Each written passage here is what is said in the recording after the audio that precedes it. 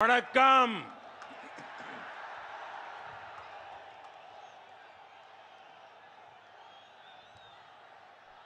Coming to Palladam and being with all of you is a great pleasure.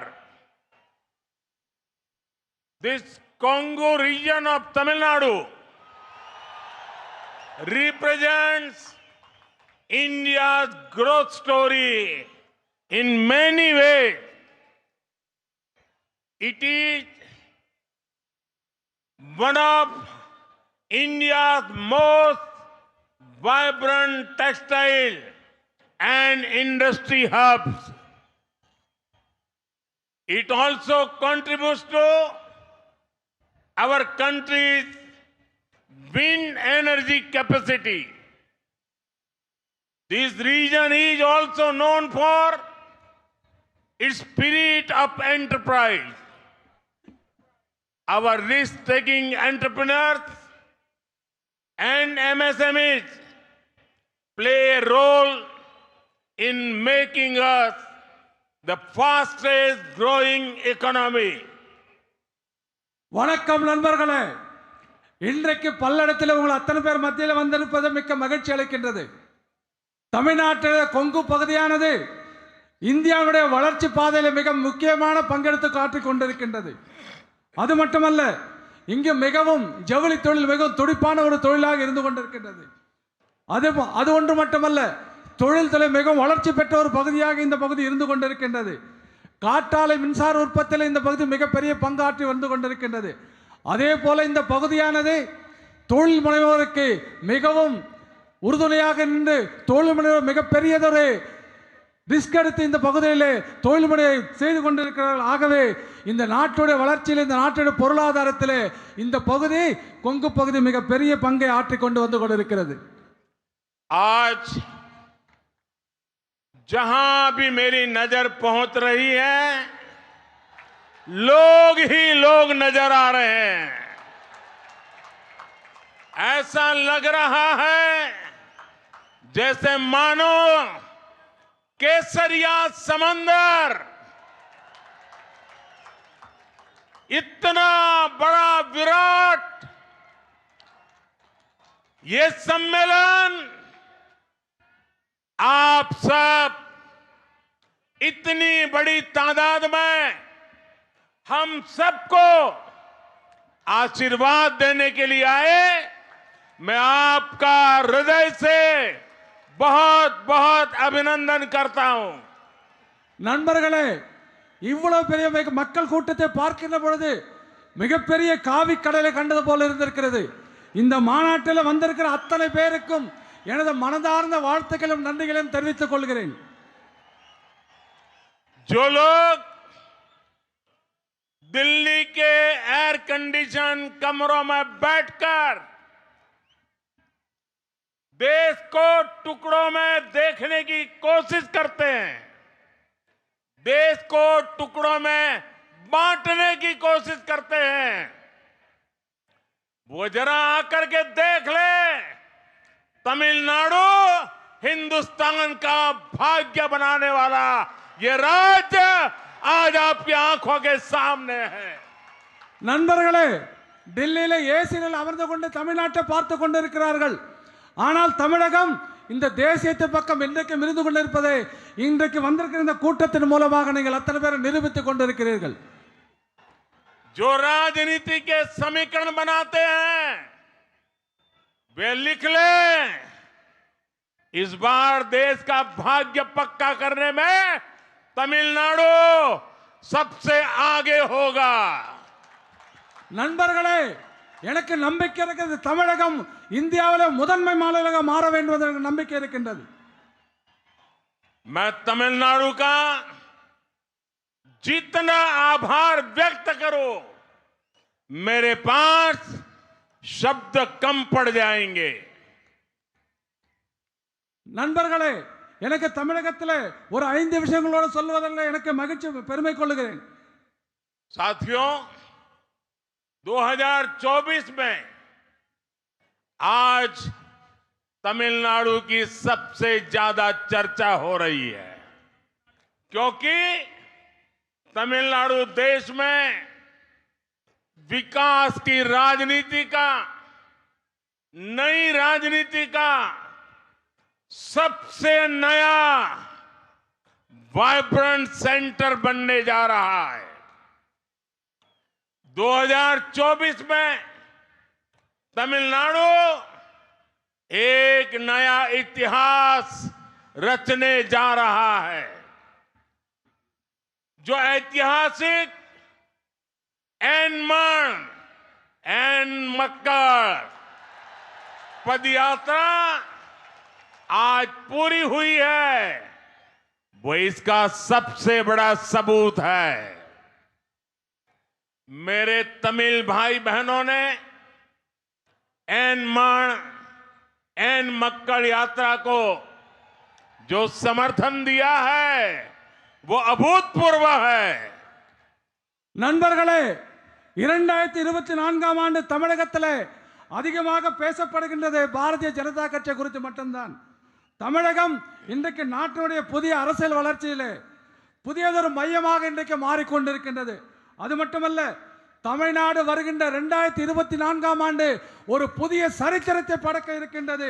அதற்கு முன்னோடியாக இன்றைக்கு இந்த வரலாற்று சிறப்புமிக்க எண்மண் நென்மக்கள் என்ற யாத்திரை வெற்றிகரமாக இன்றைக்கு உங்கள் முன்னாடி முடித்து நின்று மிகப்பெரிய சான்றாக இருந்து கொண்டிருக்கிறது. அது மட்டுமல்ல, தமிழகத்தில் அனைத்து சகோதர சகோதரிகளும் இந்த யாத்திரைக்கு நீங்கள் அளித்த ஆதரவு வரலாற்றில் இதற்கு முன்பு எப்பொழுதுமே இல்லாதவர்களுக்கு மிகப்பெரிய ஆதரவை நீங்கள் கொடுத்திருக்கிறீர்கள். साथियों, एन मक्कड़ ये यात्रा अपने नाम की वजह से भी बेहद खास रही है। हर भाजपा कार्यकर्ता के लिए इस मिट्टी का कण कण ईश्वर के समान है। हर भाजपा कार्यकर्ता नेशन फर्स्ट के संकल्प के साथ समाज की सेवा में जुटा है। मैंने भी देखा है कैसे समाज के हर एक वर्ग ने इस यात्रा के दौरान बीजेपी के लिए अपना समर्थन, अपना आशीर्वाद दिया है। मैं विशेष रूप से अपने युवा और ऊर्जावान सहयोगी भाई अन्नामलाई को अनेक अनेक शुभकामनाएं देता हूं। उन्होंने इस यात्रा से सबका साथ, सबका विकास और सबका विश्वास ये मंत्र घर घर तक पहुंचाया है। நண்பர்களே, எண்மண் நென்மக்கள் என்ற பயணம் அதன் பெயரே ஒரு மிக சிறப்பு வாய்ந்த ஒரு பெயராகும். இது ஒவ்வொரு பாரதிய ஜனதா கட்சியின் தொண்டனுக்கும் இந்த மண்ணிற்கும் உள்ள பிணைப்பை இது காட்டுகின்றது. ஒவ்வொரு பாரதிய ஜனதா கட்சி தொண்டனும் இந்த மண்ணும் கடவுளுக்கு சமமானவர்கள் என்று நான் கருதுகின்றேன். அதே போல நாடுதான் முதன்மை என்று பாரதிய ஜனதா கட்சி கருதுகின்றது. கருதுவது மட்டுமல்ல, இந்த சமுதாயத்தில் இருக்கின்ற அத்தனை பேருக்காக இந்த பாரதிய ஜனதா கட்சி தொண்டர்கள் உழைத்துக் கொண்டிருக்கிறார்கள். ஆகவே இந்த பகுதியில் பாரதிய ஜனதா கட்சிக்கு மிகப்பெரிய ஆதரவு வந்திருப்பது என்பதை நான் குறிப்பாக கவனித்து வந்து கொண்டிருக்கிறேன். அத்தனைக்கு மேலாக இந்த யாத்திரை தலைமை தாங்கி நடத்த சென்ற எனது சகோதரமான ஆற்றல் மிக்க துடிப்பு மிக்க அண்ணாமலை அவர்களுக்கு என்னுடைய மனமார்ந்த வாழ்த்துக்களை தெரிவித்துக் கொள்கிறேன். அவர் வெறும் இந்த யாத்திரை மட்டும் நடத்தவில்லை, சப்கே சாத் சப்கே சொல்லக்கூடிய அனைவரும் உள்ளடக்கிய அனைவருக்கான வளர்ச்சியையும் அனைவருடைய நம்பிக்கையும் ஒவ்வொரு வீடாக கொண்டு சேர்த்திருக்கின்றார். साथियों, मेरे लिए तमिल भाषा और तमिल संस्कृति बहुत विशेष रही है। संयुक्त राष्ट्र में, यूएन में मैंने जो तमिल कविता पढ़ी थी उसके बारे में विदेशों तक में पूछा जाता है। मैंने मेरे संसदीय क्षेत्र काशी में काशी तमिल संगमम करवाया, उसे लेकर भी लोग सवाल पूछते हैं। मैंने इस देश का महान परंपरा का सम्मान करते हुए तमिलनाडु की महान परंपरा उसका सम्मान करते हुए पवित्र सेंगोल को देश की संसद में सबसे ऊंचे मंच पर स्थापित किया। इसे लेकर भी आज देश के वासियों के दिल में तमिलनाडु को जानने की एक नई जिज्ञासा पैदा हुई है। तमिलनाडु से मेरा रिश्ता राजनीति का नहीं है, ये रिश्ता दिल का है और दशकों पुराना है। मुझे तमिलनाडु की मिट्टी ने हमेशा असीम प्रेम दिया है। करीब 32 साल पहले 1991 में मैंने जब एकता यात्रा निकाली थी, उसकी शुरुआत भी तमिलनाडु के कन्याकुमारी से हुई थी और वो यात्रा 2 मकसद लेकर के चली थी। एक, श्रीनगर के लाल चौक में आतंकवादियों की गोलियों के बीच भी जाऊंगा और तिरंगा झंडा फहरा के रहूंगा। और दूसरा संकल्प था आर्टिकल 370 हमेशा के लिए मिटा के रहूंगा। और इसलिए कन्याकुमारी से तमिलनाडु की मिट्टी को माथे पर चढ़ा के निकला था और आज वो दोनों काम आज लाल चौक में शान से तिरंगा फहरा रहा है। और आज आर्टिकल 370 इतिहास के पन्नों में बंद हो चुकी है। अब एन मक्कल यात्रा तमिलनाडु को एक नए पथ पर ले जा रही है। நண்பர்களே, தமிழ் மொழியும் தமிழ் பண்பாடும் எனக்கு மனதிற்கு மிகவும் நெருக்கமானது மட்டுமல்ல, மிகவும் சிறப்பு வாய்ந்தது. அதனால் தான் ஐக்கிய நாடுகள் சபையில் பேசுகின்ற பொழுது நான் படித்த தமிழ் கவிதைகள் அங்கே படித்தேன்.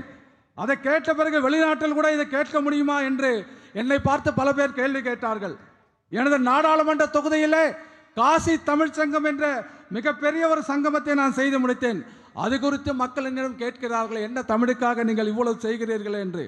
நான் அது மட்டுமல்ல, இந்த நாட்டினுடைய மிக உயர்ந்த இடமான பாராளுமன்றம், அந்த பாராளுமன்றத்தில் தமிழகத்துடைய செங்கோலை எங்க உயர்ந்த இடத்தில் வைத்து அதற்கு மிக பெரிய மரியாதையை நான் உருவாக்கி கொடுத்திருக்கின்றேன்.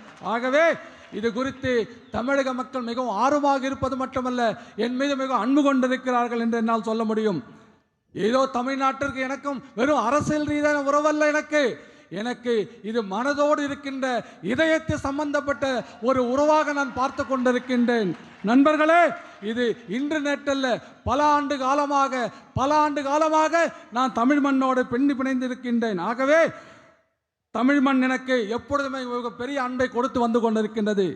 சுமார் கிட்டத்தட்ட 32 ஆண்டுகளுக்கு முன்பாக 1991 ஆண்டு ஏகதா யாத்திரை என்கின்ற யாத்திரை தமிழகத்தில் கன்னியாகுமரி துவங்கி காஷ்மீரில் லால் சௌக்கிற்கு நான் கொண்டு சென்ற அந்த யாத்திரையை வழிநடத்தி சென்றேன். அந்த யாத்திரையிலே என் மனதில் இருந்த 2 விஷயங்கள் தான். ஒன்று, காஷ்மீரில் லால் சௌக் என்று சொல்லுகின்ற இடத்திலே நம்முடைய நாட்டினுடைய தேசக்கொடி மூவர்ண கொடி அங்கே ஏற்ற வேண்டும். 2வது, அந்த காஷ்மீர் மாநிலத்தில் கொடுக்கப்பட்ட 370 சட்டத்தை ரத்து செய்ய வேண்டும். இதுதான் அதன் நோக்கமாக இருந்தது. இன்றைக்கு அந்த லால் சவுக்கிலே நிரந்தரமாக நம்முடைய மூர்ண கொடி பறந்து கொண்டிருக்கின்றதை பெருமையாக என்னால் சொல்ல முடியும். அது மட்டுமல்ல, அந்த ஆர்டிகல் 307 என்று சொல்லக்கூடிய 300 அரசியல் சாசன சட்டத்தை ரத்து செய்து அதை தூக்கி குப்பையிலே நாம் வீசியாகிவிட்டது. மிகப்பெரிய வரலாற்று சாதனை நாம் செய்திருக்கின்றோம். ஆகவே அதே போல இந்த எண்மண் நென்மக்கள் யாத்திரை கூட, இந்த யாத்திரை தமிழகத்தை ஒரு புதிய பாதையிலே நோக்கி கொண்டு சென்று கொண்டிருக்கின்றது. साथियों, बीजेपी तमिलनाडु में भले ही कभी सत्ता में न रही हो, लेकिन तमिलनाडु हमेशा बीजेपी के दिल में रहा है. ये बात आज हर तमिल भाई बहन जानता है, हर तमिल भाई बहन समझ रहा है. इसलिए जिन्होंने दशकों तक तमिलनाडु को लूटा, वो लोग बीजेपी की बढ़ती ताकत से घबराए हुए हैं. वे लोग झूठ बोलकर जनता को आपस में बांटकर, लोगों को लड़वाकर अपनी कुर्सी बचाना चाहते हैं. लेकिन तमिलनाडु के लोग दिल से जितने पवित्र होते हैं, उतने ही समझदार भी होते हैं. इनकी सच्चाई सामने आ चुकी है. इनकी पोल खुल चुकी है. इसलिए अब तमिलनाडु के लोग बीजेपी पर भरोसा जता रहे हैं. ये नजारा कह रहा है. நண்பர்களே, தமிழ்நாட்டில் பாரதிய ஜனதா கட்சி என்றைக்கு ஆட்சியில் இருந்ததில்லை. ஆனால் தமிழ்நாடு பாரதிய ஜனதா கட்சியுடைய இதயத்தில் எப்பொழுதுமே இருந்து கொண்டிருக்கின்றது. சகோதரர்களே, இதை ஒவ்வொரு தமிழ்நாட்டிற்குடைய ஒவ்வொரு சகோதரனுக்கும், தமிழ்நாட்டிற்குடைய ஒவ்வொரு சகோதரிக்கும் நன்றாக தெரியும், நன்றாக புரிந்து கொண்டிருக்கிறார்கள். ஆகவே தான் இந்த விஷயத்தை எல்லாம் தெரிந்து பல ஆண்டு காலமாக இந்த தமிழகத்தை கொள்ளையடித்துக் கொண்டிருந்த கொள்ளையர்கள் இதை புரிந்து கொண்டு பாரதிய ஜனதா கட்சியோட பலம் பெருகி வருகிறது. இதை எப்படியாவது தடுக்க வேண்டும் என்ற முயற்சியின் காரணமாக மக்களுக்கு பொய்யை சொல்லி, மக்களை திசை திருப்பி, மக்களுக்குள்ளே சண்டையை மூட்டி, தீயை மூட்டி, விரோதத்தை செய்து, அதன் மூலமாக பொதுமக்களை பிரித்து அவர்களுடைய நாற்காலியை காப்பாற்றிக் கொள்வதற்காக மிகப்பெரிய பொய்களை சொல்லிக் கொண்டிருக்கிறார்கள். ஆனால் ஒரு விஷயம் மறந்துவிடக்கூடாது, தமிழகத்திட மக்கள் உள்ளத்திலே தூய்மையானவர்கள் மட்டுமல்ல, மிகச்சிறந்த அறிவாளிகள் என்பது நம் அத்தனை பேருக்கும் தெரியும். ஆகவே இவருடைய நாடகம், கபட நாடகம் இப்பொழுது வெளியே வந்துவிட்டது. வெளியே வந்தது மட்டுமல்ல, அவர்களுடைய தவறுகள், அவர்கள் செய்த அத்தனை ஊழல்களும் இன்றைக்கு வெளியே வந்து கொண்டிருக்கிறது. அதன் காரணமாகத்தான் தமிழகத்தில் பாரதிய ஜனதா கட்சியின் மீது மக்களுக்கு மிகப்பெரிய நம்பிக்கை வந்து கொண்டிருக்கின்றது. साथियों, केंद्र में बीजेपी सरकार ने तमिलनाडु के विकास को हमेशा प्राथमिकता दी है. 2004 से 2014 के बीच तमिलनाडु को केंद्र सरकार से टैक्स डिवोल्यूशन की जितनी राशि मिली थी, बीजेपी सरकार ने उसे 3 गुना ज्यादा राशि तमिलनाडु को दी है. और तब दिल्ली में तमिलनाडु से डीएमके के लोग सरकार में बैठे थे, मलाई खा रहे थे, लेकिन तमिलनाडु का भला करने के लिए कुछ भी नहीं कर पाते थे. पिछले 10 साल में बीजेपी सरकार ने तमिलनाडु को विकास के कार्यों के लिए पहले के मुकाबले कई गुना ज्यादा पैसे दिए हैं. और आप ये भी याद रखिए कि डीएमके और कांग्रेस लंबे समय से एक दूसरे के सहयोगी है. 2004 से 2014 तक डीएमके के लोग कांग्रेस की यूपीए सरकार के बड़े मंत्रालयों में बड़े बड़े मंत्री बनकर के बैठे थे, लेकिन इसके बाद भी इन लोगों ने तमिलनाडु के लोगों के विकास को प्राथमिकता कभी भी नहीं दी। நண்பர்களே, தமிழகத்திலே வளர்ச்சிக்காக மத்திய பாரதிய ஜனதா கட்சி எப்பொழுதுமே தமிழகத்தில் வளர்ச்சிக்கு மிகப்பெரிய முன்னுரிமை கொடுத்து வந்து கொண்டிருக்கின்றது. ஆனால் ஒரு விஷயத்தை நாம் புரிந்து கொள்ள வேண்டும்.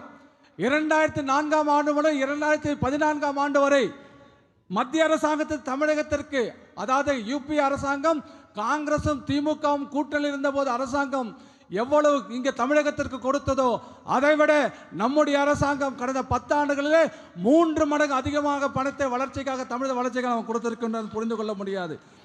ஆகவே அது மட்டுமல்ல, வளர்ச்சி பணிகளுக்காக என்னவெல்லாம் தேவை அத்தனை மத்திய அரசாங்கம் செய்து கொண்டிருக்கின்றது. ஆனால் திராவிட முன்னேற்ற கழகமும் காங்கிரஸ் கட்சியும் எத்தனையோ ஆண்டு காலமாக ரொம்ப நண்பர்களாக இருந்து கொண்டிருக்கிறார்கள். கடந்த ஆட்சியிலே 2004 முதல் 14 வரை மிகப்பெரிய மந்திரி சபையில் மிகப்பெரிய முக்கியமான பதவிகளை வைத்திருந்தார்கள். ஆனால் அவர்கள் தமிழ்நாட்டு வளர்ச்சிக்காக எந்த ஒரு திட்டத்தை மட்டும் முன்னெடுக்கவில்லை. மட்டுமல்ல, அதற்காக தமிழகத்திலே வளர்ச்சியிலே எந்த ஒரு பங்கும் அவர்களுக்கு இல்லை என்பதை என்னால் தெளிவாக சொல்ல முடியும்.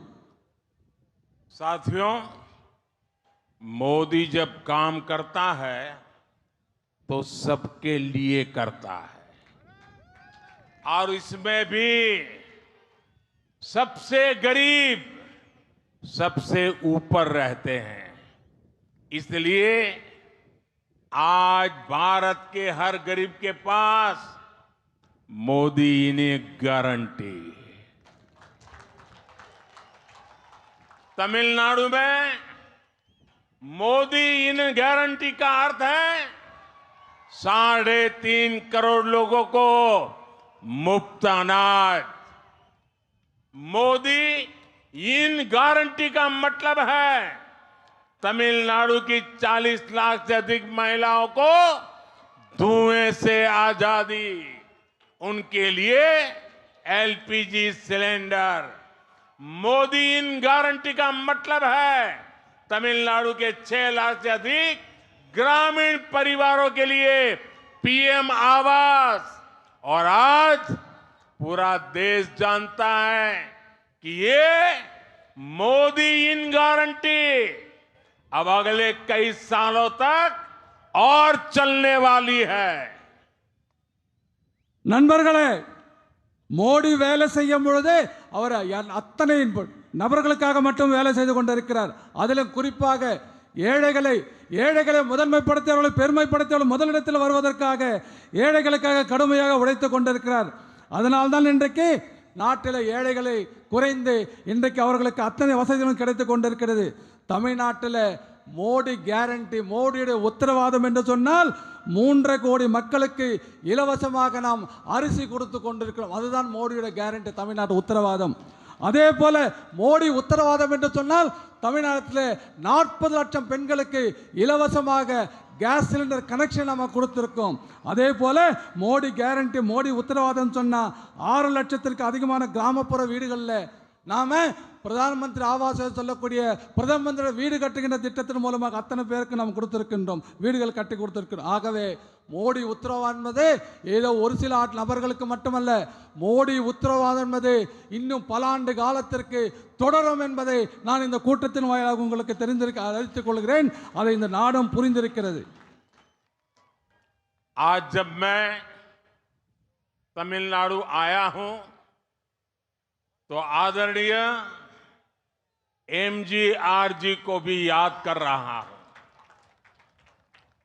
श्रीलंका की यात्रा के दौरान मुझे एमजीआर की जन्मभूमि कैंडी जाने का अवसर मिला था. मैंने वहां के लोगों से उनकी बात की थी. आज मैं उनकी कर्मभूमि तमिलनाडु आया हूं. एमजीआर ने परिवारवाद की परंपरा से हटकर सुशासन की महान परंपरा को स्थापित किया था। उन्होंने क्वालिटी एजुकेशन और हेल्थ केयर के लिए काम किया और यही कारण था कि समाज के नौजवान और महिलाएं उनका इतना सम्मान करते हैं। यही कारण है कि आज भी समाज के गरीब तबके के लोग उन्हें अपना सबसे बड़ा नेता कहते हैं। एमजीआर ने परिवार के आधार पर नहीं बल्कि प्रतिभाओं के आधार पर लोगों को आगे बढ़ाया। लेकिन दुर्भाग्य से आज तमिलनाडु में डीएमके के कारण जो राजनीति हो रही है वो एमजीआर साहब के लिए अपमान जैसा है। अगर एमजीआर के बाद कोई था तो वो अम्मा जयललिता जी थी, जिन्होंने तमिलनाडु के जनहित और जन कल्याण के लिए अपना पूरा जीवन दिया। अभी कुछ समय पहले उनकी जन्म जयंती थी। आज तमिलनाडु की इस भूमि से मैं उन्हें अपनी श्रद्धांजलि देता हूं। मेरा सौभाग्य है कि मैंने काफी समय तक जयललिता जी के साथ काम किया था। मैं जानता हूं कि वो किस तरह तमिलनाडु के लोगों के साथ दिल से जुड़ी हुई थी। उन्होंने जीवन भर एमजीआर के सिद्धांतों पर चलकर तमिलनाडु के लोगों के विकास और उनके हित के लिए काम किया और यही कारण है कि आज भी तमिलनाडु के घर घर में लोग उन्हें याद करते हैं। நண்பர்களே, இன்றைக்கு தமிழ்நாட்டிற்கு நான் வந்த பொழுது மரியாதைக்குரிய எம்ஜிஆர் அவர்கள் எனது நினைவிற்கு வந்தார். நான் அவர் பிறந்த ஊரான இலங்கைக்கு சென்ற பொழுது அவர் பிறந்த ஊரான கண்டிக்கு நான் செல்லுகின்ற வாய்ப்பு எனக்கு கிடைத்தது. அங்கே மக்களிடத்தில் நான் பேசினேன். இன்றைக்கு அவர் எங்கு பணியாற்றினாரோ அவருடைய இந்த மண்ணிற்கு நான் வந்திருக்கின்றேன். அது மட்டுமல்ல, இந்த குடும்ப பாரம்பரியத்திலிருந்து மிகப்பெரியதொரு நல்லாட்சி நடத்தியதன் மூலமாக மரியாதைக்குரிய எம்ஜிஆர் அவர்கள் தரமான கல்வியும் நல்ல சுகாதாரத்தையும் தமிழக மக்களுக்கு கொடுத்திருக்கின்றார். அதன் காரணமாக சமூகத்தில் இளைஞர்களும் பெண்களும் அவரை மிகவும் மதிப்பதற்காக இந்த மிகப்பெரிய அளவில் மதித்து வந்தார்கள் என்பதை நமக்கு இதன் மூலமாக புரிந்து கொள்ள முடியும். அதற்காகத்தான் ஏழை மக்கள் அத்தனை பேரும் தமிழகத்தில் எம்ஜிஆரை ஒப்பற்ற தலைவர் என்று இன்றைக்கு புகழ்ந்து கொண்டிருக்கிறார்கள் பெரியவர்களே. அது மட்டுமல்ல, எம்ஜிஆர் அவர்கள் ஏதோ குடும்பத்து அரசியல் காரணமாக ஆட்சிக்கு வரவில்லை. அவர் அத்தனை ஆட்சியும் திறமைகளின் அடிப்படையில் தான் இந்த தமிழகத்தில் ஆட்சியை நடத்தியிருக்கின்றார். ஆனால் துரதிர்ஷ்டவசமாக இன்றைக்கு திராவிட முன்னேற்ற கழக திமுகவால் தமிழகத்தில் எம்ஜிஆரை அவமானிப்பது போல அவரை கேவலப்படுத்துகின்ற ஒரு ஆட்சி இன்றைக்கு இங்கே நடந்து கொண்டிருக்கின்றது. எம்ஜிஆருக்கு பிறகு யாராவது ஒரு இந்த நாட்டிலே நல்லதொரு ஆட்சி கொடுத்திருப்பார்கள் என்று சொன்னால் அது அம்மா ஜெயலலிதா அவர்கள் மட்டுமே என்று என்னால் சொல்ல முடியும். காரணம், அவர் முழுக்க தனது வாழ்நாள் முழுவதும் இந்த பொது நலனுக்காகவும் தமிழக மக்களின் வளர்ச்சிக்காகவும் கொடுத்தார் என்று என்னால் சொல்ல முடியும். சிறிது நாட்களுக்கு முன்பாகத்தான் அவருடைய பிறந்த நாள் கொண்டாடப்பட்டது. ஆகவே இன்றைக்கு தமிழகத்திலிருந்து இந்த மண்ணிலிருந்து அவருக்கு நான் மீண்டும் ஒரு முறை என்னுடைய அஞ்சலியை செலுத்துகின்றேன். இது எனக்கு மிகப்பெரிய மகிழ்ச்சியை கொடுக்கின்றது. அது மட்டுமல்ல, ஜெயலலிதா அவர்களோடு மிக பல்லாண்டு காலம் நான் நெருங்கிய பணியாற்றிய பாக்கியம் எனக்கு கிடைத்திருக்கின்றது. அதே போல தமிழக மக்களோடு அவர் எப்படி மக்களோடு தன்னை தொடர்பு படுத்திக் கொண்டு மக்களுக்காக எப்படி வாழ்ந்தார் என்பதை அத்தனை பேரும் நமக்கு அறிவோம். அது மட்டுமல்ல, எம்ஜிஆர் கொள்கைகளை கடைபிடித்து அதன் மூலமாக மக்களின் வளர்ச்சி மற்றும் மக்களின் நலனுக்காக மட்டும் பணியாற்றினார். அதன் காரணமாகத்தான் இன்றைக்கும் தமிழகத்தில் அனைத்து வீடுகளிலும் அவரை நினைவு கூர்ந்து வருவதற்கு இது ஒரு மிகப்பெரிய காரணமாக இருந்து கொண்டிருக்கின்றது. साथियों, मोदी जब देश के विकास की गारंटी लेता है तो ये भी सुनिश्चित करता है कि तमिलनाडु भी उसी रफ्तार से आगे बढ़े। तमिलनाडु के लोगों ने हमेशा देश को सबसे ऊपर रखा है। इसलिए आज अगर देश में 2 डिफेंस कॉरिडोर बनते हैं तो उनमें से एक तमिलनाडु में बनाया जाता है। आज देश जब टेक्सटाइल की फील्ड में संभावनाओं के लिए काम करता है तो तमिलनाडु को उसका भरपूर फायदा मिलता है।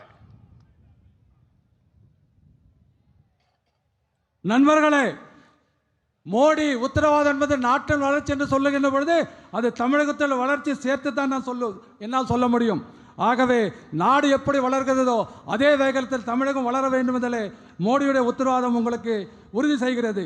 தமிழக மக்கள் எப்பொழுதுமே இந்த நாட்டை குறித்து மிகப்பெரிய மரியாதையும் மதிப்பும் வைத்திருக்கின்றார்கள். ஆகவே அதனால்தான் தமிழ்நாட்டில் இந்த நாட்டில் நாம் பாதுகாப்பிற்காக 2 தயாரிப்பு இடங்களை தேர்வு செய்கின்ற பொழுது தமிழகம் அதில் ஒரு பாதுகாப்பு தொழிற்சாலைகள் அமைக்கக்கூடிய ஒரு இடமாக தமிழகம் கூட தேர்வு செய்யப்பட்டது. அதில் இன்றைக்கு தமிழகத்திலிருந்து இராணுவ தளவாடங்கள் மிகப்பெரிய அளவில் நாம் தயாரித்து கொண்டிருக்கின்றோம். அது மட்டுமல்ல, ஜவுளித்துறையிலே மிகப்பெரியதொரு வாய்ப்பு நாட்டில் வருகின்ற பொழுது தமிழ்நாடு கூட அதற்கான முழு பலனையும் இன்றைக்கு பெற்றுக்கொண்டது என்னால் சொல்ல முடியும். साथियों, विपक्ष में बैठे हुए इंडिया अलायंस के लोग और जो आज इंडिया अलायंस के साथियों ने तमिलनाडु को जकड़ा हुआ है, वो कभी तमिलनाडु का विकास नहीं होने देंगे। आप पहले का समय याद करिए, जो कांग्रेस डिफेंस के सौदों में हजारों करोड़ रुपए की दलाली खाती थी, वो कांग्रेस क्या तमिलनाडु में डिफेंस कॉरिडोर बनने देती? आज डिफेंस सेक्टर में देश जो कई गुना निर्यात कर रहा है, उससे युवाओं को जो रोजगार मिल रहा है, क्या कांग्रेस कभी ये होने देती? क्या हमने टेक्सटाइल इंडस्ट्री के लिए पीएलआई स्कीम शुरू की, उसका परिणाम है कि 20,000 करोड़ रुपए के निवेश प्रस्ताव आए, 2 लाख करोड़ के करीब टर्नओवर इससे होगा। इसके अलावा यहां विरुधुनगर में एक पीएम मित्र टेक्सटाइल पार्क भी बनाया जा रहा है। इससे आने वाले समय में लाखों नौकरियों के अवसर बनने वाले हैं। मुद्रा लोन के जरिए भी तमिलनाडु के उद्यमियों को 2 लाख करोड़ रुपए से ज्यादा की फंडिंग दी गई है। आप मुझे बताइए, कांग्रेस सरकार में क्या यह मुमकिन हो सकता था? मोदी तमिलनाडु के विकास के लिए काम कर रहा है और इसलिए ये इंडिया अलायंस वाली पूरी गैंग मोदी से इतना परेशान है। நண்பர்களே, இன்று தமிழகத்தில் இந்தியாவிலே கூட்டணி என்ற ஒரு கூட்டணி இருந்து கொண்டிருக்கின்றது. இவர்களெல்லாம் தமிழகத்தை எப்பொழுது கைப்பற்ற வேண்டும், தமிழகத்தின் வளர்ச்சியை கைப்பற்றிவிட்டால் தமிழகத்தில் வளர்ச்சி ஒருபோதும் வளர்ச்சி இருக்காது என்பதை இதன் மூலமாக சொல்லிக் கொள்கிறேன். வளர்ச்சி வர அனுமதிக்க மாட்டார்கள். நான் ஒரே ஒரு கேள்வி கேட்கிறேன். பாதுகாப்பு ஒப்பந்தங்கள், அதாவது வெளிநாட்டிலிருந்து நம்முடைய இராணுவத்திற்காக வாங்கிய பாதுகாப்பு உபகரணங்களில் கோடிக்கணக்கான ரூபாய்கள் லஞ்சம் வாங்கிய கமிஷனாக பெற்ற காங்கிரஸ் அரசாங்கம் இதெல்லாம் நம்ம தமிழ்நாட்டில் பாதுகாப்பு டிஃபென்ஸ் காரிடர் வந்து அனுமதிப்பாங்களா? இதன் மூலமாக லட்சக்கணக்கான இளைஞர்களுக்கு வேலை வாய்ப்பை காங்கிரஸ் இங்கே பெறுவதற்கு அனுமதிக்குமா? நண்பர்கள் நாம் யோசித்து பார்க்க வேண்டும். அது மட்டுமல்ல, நாம் பெறுகின்ற இந்த ஜவுளி தொழிலுக்காக பீல்லை என்ற திட்டத்தின் மூலமாக தமிழகத்திற்கு 20,000 கோடி ரூபாய் மதிப்பிலான ஜவுளி பூங்கா திட்டத்தை நாம் இங்கே கொண்டிருக்கிறோம். அதன் மூலமாக சற்றேறத்தாழ 2 லட்சம் கோடி ரூபாய் இதன் மூலமாக வருவாய் ஈட்டக்கூடிய நிலைமை இன்றைக்கு தமிழகத்தில் உருவாகி கொண்டிருக்கின்றது. அதன் மூலமாக கோடிக்கணக்கான இளைஞர்களுக்கு வருகின்ற காலகட்டத்தில் வேலை வாய்ப்புகள் கிடைக்கும் என்பதை நான் உங்கள் மூலமாக இதன் மூலமாக சொல்லிக் கொள்கிறேன். அதே போல முத்ரா கடன் திட்டத்தின் மூலமாக தமிழகத்தில் தொழில் முனைவோருக்காக 2 லட்சம் கோடிக்கும் அதிகமான நிதி வழங்கப்பட்டுள்ளது. நண்பர்களே, நீங்கள் சொல்லுங்க, இதெல்லாம் காங்கிரஸ் ஆட்சியில் சாத்தியமாகுமா? நான் கேட்குறேன். தமிழகத்தோட வளர்ச்சிக்காக மோடி கடுமையாக உழைத்து வருகின்ற காரணத்தினால எதிர்க்கட்சிகள் அத்தனை பேருக்கும் என் மீது மிகப்பெரிய கோபத்தில் இருந்து கொண்டிருக்கிறார்கள். साथियों, आज बीजेपी अपनी सरकार के तीसरे कार्यकाल में विकसित भारत के निर्माण की बात कर रही। बीजेपी अपने तीसरे कार्यकाल में भारत को तीसरी सबसे बड़ी अर्थव्यवस्था बनाने की बात कह रही है, लेकिन दूसरी तरफ केवल मोदी से नफरत, उसके नाम पर एकजुट हुए इंडी गठबंधन के लोग अनाप शनाप बोलते रहते हैं। क्या आपने इनके एक भी दल को विकास पर, अर्थव्यवस्था पर, इंडस्ट्री पर, शिक्षा पर, एग्रीकल्चर पर, लेबरर्स पर, फिशरमैन पर बात करते सुना है क्या? इन्हें बस एक ही चिंता है कि कैसे इनके परिवार की दुकान चलती रहे, अपने परिवार को बढ़ावा देकर ये तमिलनाडु के हर युवा का विकास रोके हुए हैं। நண்பர்களே, நாம் புதிய பாரதத்தை உருவாக்க வேண்டும். நாம் மிகப்பெரிய ஒரு முயற்சி எடுத்து வந்து கொண்டிருக்கின்றோம்.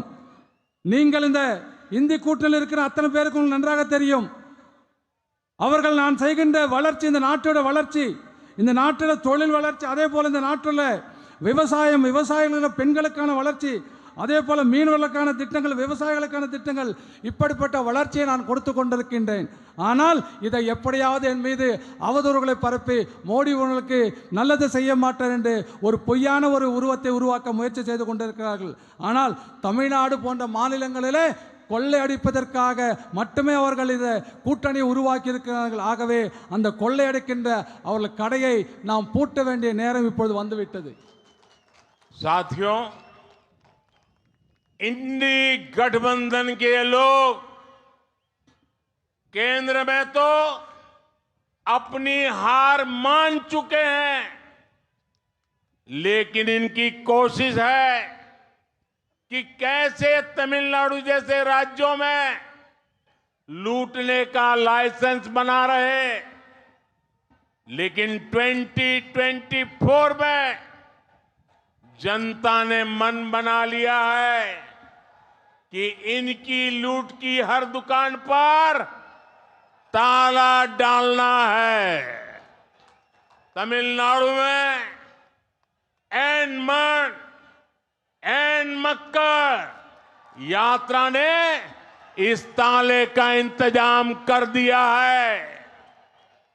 अब तमिलनाडु में भी भाजपा भ्रष्टाचार की राजनीति का अंत करने के लिए तैयार हो रही है।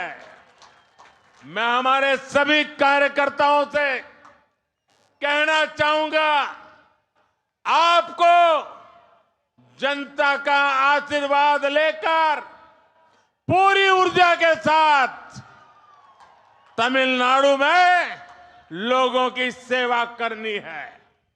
आपको तमिलनाडु के घर घर तक बीजेपी के तीसरे कार्यकाल के संकल्प को पहुंचाना है।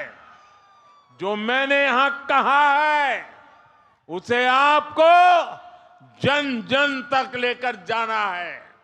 मैं फिर एक बार इस विशाल जन समुदाय को और तमिलनाडु के ये उज्जवल भविष्य की गारंटी लेके आए हैं। ये तमिलनाडु के युवाओं के भाग्य को बदलने की गारंटी मैं देख रहा हूं।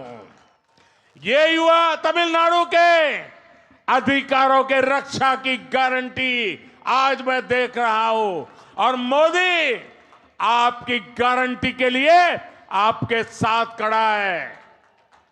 நண்பர்களே, இப்போ மத்தியில இந்தி கூட்டணி உருவாகி இருக்கிறது.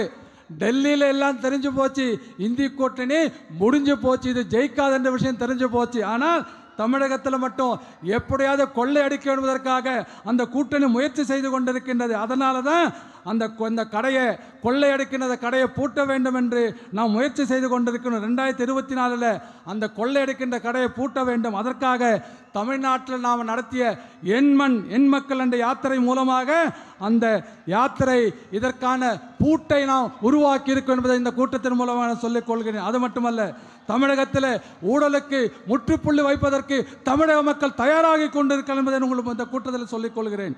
அதே போல அத்தனை பேரும் நீங்கள் பாரதிய ஜனதா கட்சியின் தொண்டர்கள் நீங்கள் அத்தனை பேரும் 3வது முறையாக மீண்டும் ஒரு நல்லதொரு ஆட்சி வர வேண்டும் சொன்னால் மக்களிடத்தில் சொல்ல வேண்டும், மக்களிடத்தில் செல்ல வேண்டும், வீடு வீடாக செல்ல வேண்டும், அவர்களிடத்தில் மக்களுடைய அவருடைய ஆசீர்வாதங்களை அவருடைய வாழ்த்துக்களை பெற வேண்டும், வாக்குகளை பெற வேண்டும், மீண்டும் நமக்கு ஆதரவு வர வேண்டும். அது மட்டுமல்ல, இளைஞருக்கான உத்தரவாதம் மோடி உத்தரவாதம் இருந்து கொண்டிருக்கிறது.